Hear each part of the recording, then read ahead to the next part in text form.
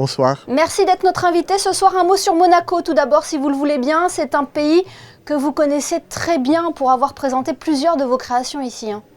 Oui, la première fois que j'étais ici, c'était pour le Nijinsky Awards à l'époque, c'était en 2002, où j'avais reçu un prix pour le chorégraphe émergent. Donc c'était vraiment le début de ma carrière.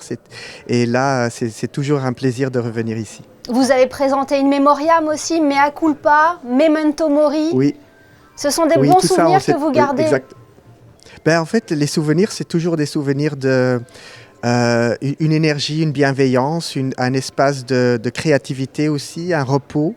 Donc ce qui est fantastique ici à Monte-Carlo, c'est que j'arrive à en même temps travailler, en même temps me reposer. Donc c'est une combinaison très très très belle et c'est tout ça grâce au ballet de Monte-Carlo avec Jean-Christophe Maillot. Donc c'est vraiment toujours un plaisir de revenir ici. Les pièces que j'ai citées étaient une ode aux défunts, à vos ancêtres. Votre héritage culturel aussi vous a inspiré. Vous êtes né d'un père marocain et d'une mère flamande. Oui, c'est ça. Moi, je suis belge de par ma mère, donc flamand, et de par mon père marocain de Tanger, du Nord. Et j'ai toujours en fait essayé de travailler autour de ce binôme. Je suis allé m'installer en Suisse, donc maintenant j'habite à Genève. Je suis le directeur du ballet du Grand Théâtre de Genève. Et en fait, c'est parce que je me suis dit, c'est entre la Belgique et le Maroc, c'est comme l'espace idéal pour moi de trouver un espace pour m'installer. Oui, et votre culture, vos origines vous ont inspiré Vlaamsch et Hirsan. Oui, c'est ça, oui. Donc pour Vlaamsch, c'était vraiment une ode à ma mère. Et Hirsan, qui est un autre projet, là j'avais en fait utilisé l'héritage de mon père comme un point de départ. Et ce qui était fabuleux, c'était de voir les contrastes entre ces deux influences, ces deux choses qui m'ont formé en fait. Avec Vlaamsch, qui était vraiment sur ma culture flamande, le théâtre est très gris, tout est dans un espace, ce plat pays où tout est gris, c'est très Jacques Brel. Et puis il y a avec Hirsan, c'est beaucoup plus coloré, c'est beaucoup plus, il y a une autre forme de joie aussi. Donc ces deux pièces en fait sont en ce moment en tournée et sont en ce moment en fait c'est aussi la première fois que j'utilise vraiment ce focus sur moi-même, en fait, sur qui je suis. D'habitude, je travaille avec des cultures d'ailleurs. Je rencontre quelqu'un du flamenco, je rencontre quelqu'un, ou les moines Shaolin, par exemple. J'avais travaillé avec les moines Shaolin. Et donc là, le fait de trouver une concentration sur mes propres ancêtres, c'était très enrichissant. Peut-être c'est parce que j'ai presque 50 ans.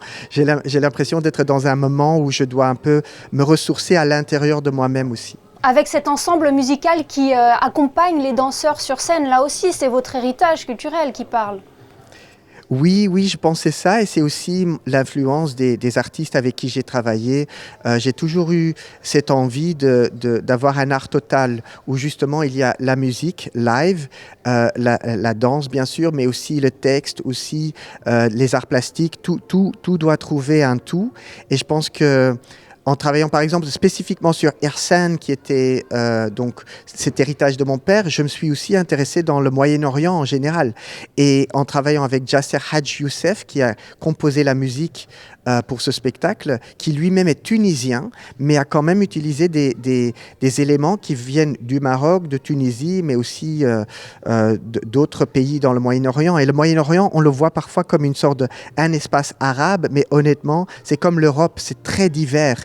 Donc il y a une chanteuse libanaise, Fadi Al-Hajj, qui chante, et c'est tellement différent de Sergin El-Arabi qui vient du Maroc, qui lui chante des chants traditionnels venant du Maroc. Donc j'étais intéressé dans comment cette porte m'ouvrait aussi une porte à tout un monde du monde arabe et du Moyen-Orient. Oui, c'est un peu l'exploration d'une identité culturelle. Oui, c'est ça, oui. Et c'est aussi en comprenant que l'identité culturelle est tout le temps en mouvement, donc elle est tout le temps changeante. L'héritage qu'on reçoit, on en fait quelque chose et on crée un nouvel héritage pour la prochaine génération. C'est ça qui est fascinant. Donc il y a qu'est-ce qu'on veut garder et qu'est-ce qu'on veut laisser. Et il y a dans le lointain passé des choses tellement belles. Ce qui, moi, m'a intéressé, c'était par exemple sur la musique, les paroles. Quand j'utilisais des musiques flamandes, c'était beaucoup une revendication de soi. On était contre les Français, on était contre les Espagnols, on était contre les Hollandais, on était contre les Allemands. Il y avait quelque chose de revendicateur pour une identité contre les autres. Avec la musique du Moyen-Orient, c'était beaucoup plus sur la lumière, sur la nature, sur l'amour. Donc en fait, les chants étaient beaucoup plus axés sur quelque chose du partage, du comment partager l'univers, comment être ensemble, comment respecter tout le monde dans sa diversité.